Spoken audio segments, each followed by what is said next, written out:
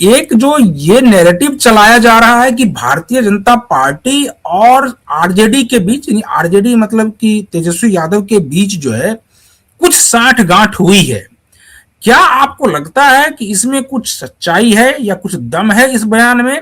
बयान तो खैर कोई बड़े नेता का नहीं आया, लेकिन जिस प्रकार से वहां पर पटना में ये चल रहा है, लगभग सभी के जुबान पर यह है कि भारतीय जनता पार्टी और जो आरजेडी है उनके बीच एक साठगांठ हो गई है कि आरजेडी इस बार किसी भी तरीके से ऑफर देने की स्थिति में नहीं है, जबकि हर कोई चाहेगा, चाहे वो 25 सीट हो या 50 सीट हो, हर कोई ये चाहेगा कि वो सत्ता में रहे। तो आखिर आरजेडी ऐसा बैकफुट पर क्यों है? बैकफुट पर क्यों जा रही है आरजेडी?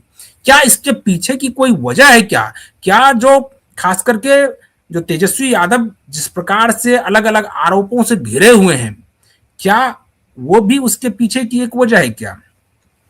नहीं, देखिए, एक आर्ट ऑफ वार जो होता है उसमें एक पद्धति कही जाती है, युत्सा पद्धति, यानी दुश्मन के भी शक्ति को अपने पक्ष में इस्तेमाल कर। मान लीजिए बीजेपी बहुत ताकतवर है और बीजेपी कह भी रहे, अमित शाह जी हो सकता है कह भी रहे हो, या बड़े नेता बीजेपी के या सम्राट चौधरी भी कह रहे हो तेजस्वी के से कि अभी आप ठहर जाइए, हम लोग लड़ेंगे आप आमने सामने, इनको तकलिया करते हैं।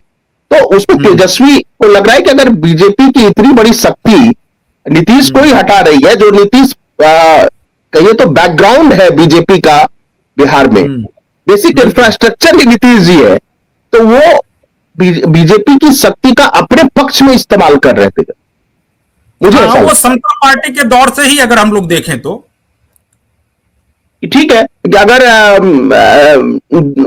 एक बड़े पॉलिटिकल राइवलरी का अंत हो रहा है, लालू जी वर्सेस नीतीश जी, तो उससे वो जान छुड़ाना चाहते हैं किसी भी तरह कि नीतीश जी से जान छूट जाए, क्योंकि नीतीश जी का एक पॉलिटिकल जो कैपिटल है, जो ऑनेस्टी, जहां से वो लेकर आए बिहार को, और जो वुमेन वोट बैंक है, और इसके अलावा और भी बहुत कुछ जो भी है, तो उससे वो जान छुड़ाना चाहते थे। अब सम्राट चौधरी जो बैगेज लेके आ रहे हैं उसमें हाफी डिफिट है, फिर उसमें प्रशांत किशोर के बहुत सारे आरोप हैं, और भी बहुत कुछ है, बहुत कुछ है। क्योंकि देखिए अभी प्रशांत जब सम्राट चौधरी सीएम के पद पर बैठेंगे तो बहुत सारे गड़े मुर्दे निकलेंगे, और वो गड़े मुर्दों के फाइल हो सकता है बीजेपी वाले ही दे, क्योंकि बहुत सारे बीजेपी वाले भी विजय सिन्हा जी कहा जाएंगे। हाफी डिफिट वाला फाइल तो था ही, एक और फाइल खुल गया अभी हाल ही में, जो हम लोग उस पर चर्चा कर भी चुके हैं, जो बुद्ध और जब अशोक को एक साथ वो ला दिए कि वो जब मिले थे, तो ये सब भी दूसरी फाइल भी खुल गई है। बिल्कुल। देखिए है क्या कि ये केवल वही नहीं, मैं ऐसा नहीं कि सम्राट चौधरी के बारे में, अधिकतर भारत के जो लीडर्स हैं वो पढ़ने लिखने से उनका 7 जन्मों का नाता नहीं, पढ़ाई लिखाई, हिस्ट्री, कल्चर, साइंस, आर्ट, ये सब कोई नाता नहीं। लिखा हुआ भाषण मिल गया तो ठीक, नहीं तो यहाँ तो बड़े बड़े महामानव भी अगर टीपी टेलीप्रॉम्प्टर ऑफ हो जाए तो भाषण देना ही बंद कर देते। और इस मामले में राहुल गांधी की तारीफ करनी पड़ेगी कि चाहे वो जो भी बोले, मान लीजिए जो अनाप भी बोले, शनाप भी बोले, अच्छा भी बुरा बोले, लेकिन वो बिना टीपी देख के बोलते हैं। टेलीप्रॉम्प्टर से नहीं बोलते हैं, बिल्कुल नहीं बोलते टीपी से। तो इस मामले में देखिए होंगे टेलीप्रॉम्प्टर से कौन बोलते हैं। हाँ ठीक है, अब जो बोलते हैं तो बोलते हैं, वो सबके सामने है, उसमें कोई छुपाने वाली बात नहीं। तो सवाल ये उठता है कि सम्राट चौधरी जब पद पर जाएंगे, देखिए तो बीजेपी के अंदर खाने भी बहुत सारे ऐसे लोग होंगे जो तेजस्वी की मदद करें, क्योंकि सम्राट चौधरी से बीजेपी के रैंक एंड फाइल्स पे नाराजगी है, और वो स्टेज पर झलक गया है।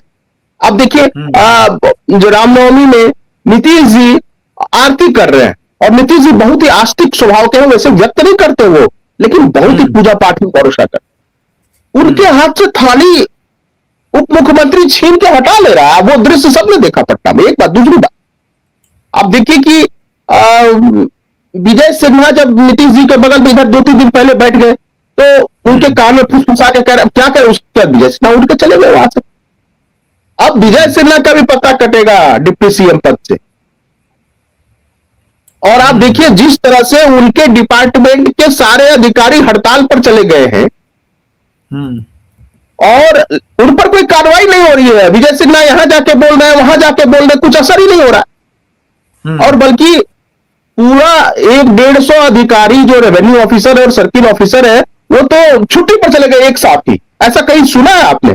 उन पर कोई बिल्कुल एक्शन नहीं हो रहा है।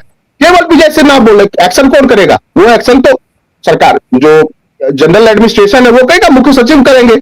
इसका मतलब यह है कि विजय सिन्हा के विभाग में भी उनको स्वतंत्रता पूर्वक निर्णय लेने नहीं दिया जाता।